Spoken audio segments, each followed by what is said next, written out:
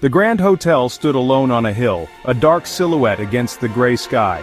Its presence was both majestic and unsettling, as if the building itself was brooding over secrets too heavy to share. The air around it seemed colder, the wind sharper, as if the land itself recoiled from the hotel's shadow.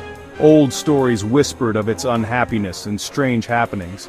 I drove up the winding road, trees looming like fingers reaching for my car. The headlights barely pierced the gathering gloom, and every turn seemed to draw me deeper into a world untouched by time.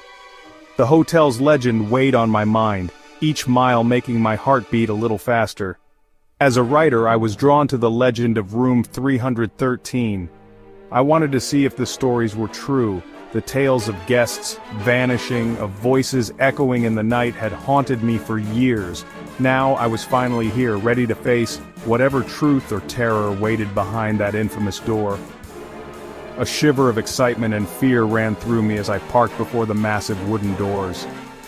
Up close, the hotel was ancient, peeling paint, dark windows like empty eyes.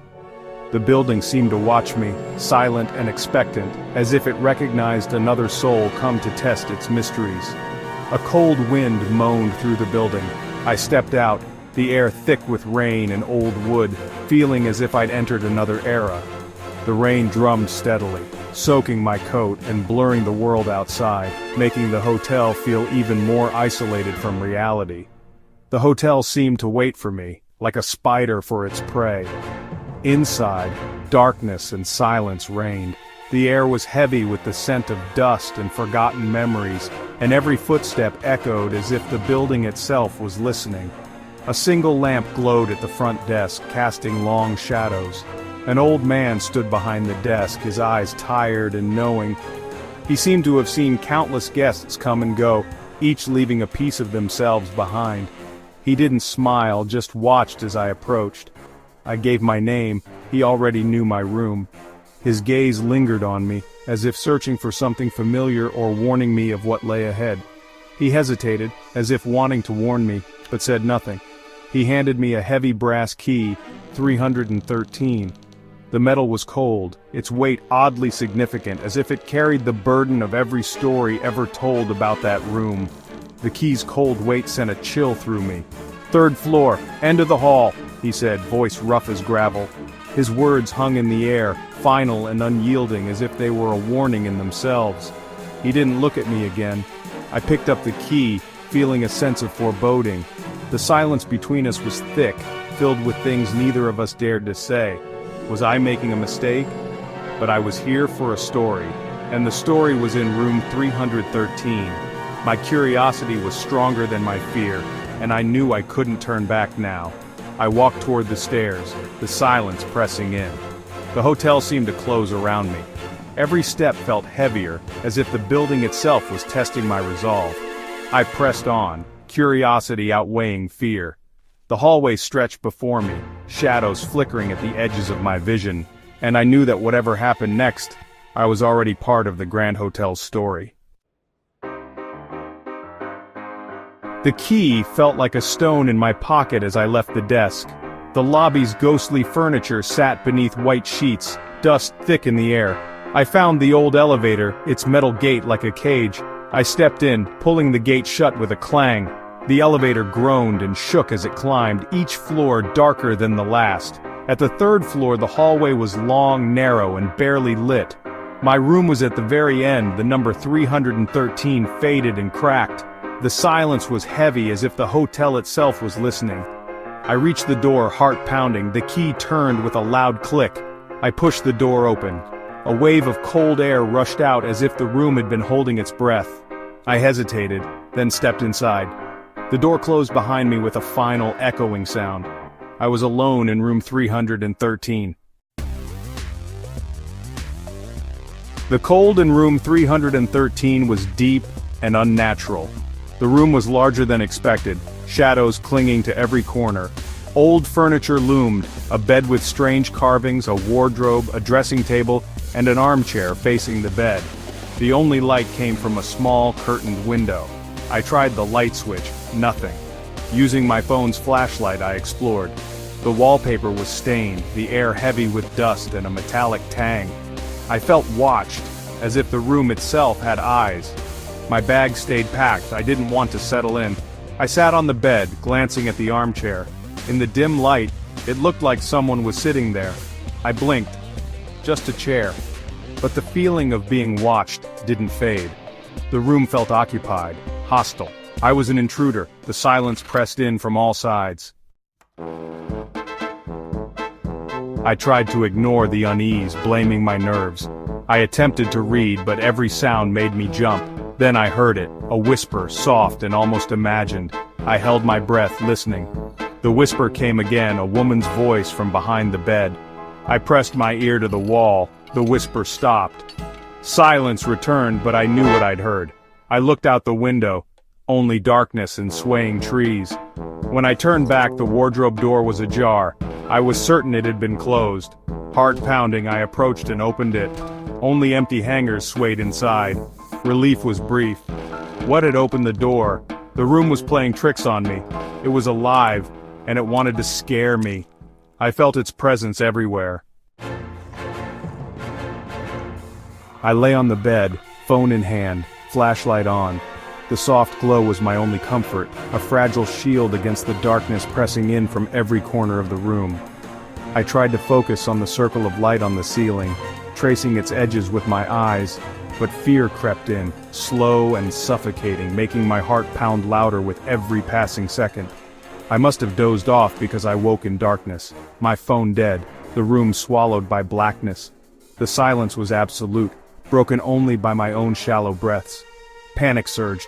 I was blind in the pitch black, every sense straining for any sign of movement or sound. Then I saw movement, a flicker in the corner of my eye, so quick I almost doubted it was real. The shadows were moving, separating from the walls, twisting like living things. They seemed to pulse and writhe as if breathing in the darkness. They danced on the walls and ceiling, growing and shrinking, silent and menacing. Their forms stretched and contracted, never quite settling, always shifting. I was frozen, unable to move or breathe, my body locked in terror as if the darkness itself held me captive. The shadows took shape, a tall figure by the window, a hunched one crawling toward the bed. Their movements were unnatural, jerky, and deliberate. They weren't clear, but my mind filled in the details, conjuring faces and limbs from the shifting gloom, making them more real and terrifying. I felt their cold, malevolent presence. They watched me, their gaze heavy and unblinking, as if waiting for me to make a sound. I squeezed my eyes shut, hoping they'd vanish, desperate for the safety of sleep or the return of light. When I opened them, the crawling shadow was at the foot of my bed. It was coming closer. I couldn't scream, my voice trapped by fear. The room was alive with fear. I prayed for morning, for the first hint of dawn to break the spell and chase the shadows away. I lay rigid, the crawling shadow pausing at my bed. Then, a new sound, a woman's weeping, low and mournful from inside the walls. The sorrow filled the room, chilling me to the bone. The shadows swayed in time with the weeping. I was too afraid to move, trapped by fear and sadness. Stories said a woman had died here, unhappy and alone. Was this her crying in the walls? Suddenly the crying stopped. Silence fell, heavy and expectant. The crawling shadow moved onto the bed, cold and close. I felt its presence, smelled the metallic scent. I shut my eyes, praying for it to leave. The night stretched on, endless and terrifying. I waited for dawn. When I opened my eyes, the crawling shadow was gone. Relief was brief, the room still felt cold and watched. Then I saw her, a little girl in a white dress standing in the corner near the armchair. Her hair covered her face, her head bowed. She glowed faintly, not a shadow but a ghost. I stared, frozen, as she slowly lifted her head. I couldn't see her face, but I felt her gaze. She wasn't trying to scare me. She wanted something. Help maybe, or simply to be seen. She raised a pale hand and pointed, not at me but at the wall behind the bed. The same wall where I'd heard the whispering. I felt a connection, a silent plea. Then as suddenly as she appeared, she vanished. The room was empty, but her presence lingered. I knew I had to look at the wall. The secret was there. The fear was now mixed with curiosity. I prepared to uncover the truth. I followed the girl's gesture to the wall behind the bed. The wallpaper was loose and stained. I pulled at it, revealing cracked plaster beneath. Scratched into the wall were words, faint and desperate. "Help me!" Below, deeper scratches read, "She won't let me leave." The messages looked like a child's handwriting. I stepped back, heart pounding. The girl and the weeping woman, trapped here, prisoners of sorrow. The room's secret was out, and the air felt heavier.